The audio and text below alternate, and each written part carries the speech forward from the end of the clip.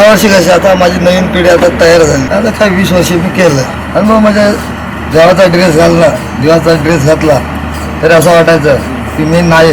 आता काय पुढची पिढी आहे त्याने मी आता 20 वर्ष चालवला, त्याने 10 वर्ष तरी पुढे चालवावा. सामान्य माणूस आपण आधीतून धावणं किंवा एवढे हार, हे 10 किलोचे घुंगरू किंवा पडते तितके हार, टोकरं, श्वास घेता येत नाही, नाक असं असतं, कान बंद असतात, 1 किलोच्या वरती चिंध्या असतात, एवढं सगळं परिधान करून धावणं हे सामान्य माणूस करू शकत नाही. त्यासाठी काहीतरी दैवी ऊर्जाच लागते. तर मला वाटतं ही सुनकाईची दैवी ऊर्जा आहे या देशामध्ये आणि तीच ऊर्जा संकासुराला प्रवृत्त करते आगीतून धावण्याला.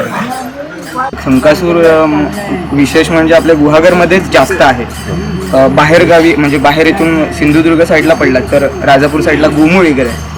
तर मी अशा तरुणांना पाहिलं आहे की जे मुंबईतून नोकऱ्या करून येतात, जे मुंबईत चाकरी करत असतात आणि गावी येऊन आपली परंपरा जपतात. तर आपली परंपरा पुढे नेण्यात या तरुणांचा खूप मोठा वाटा आहे.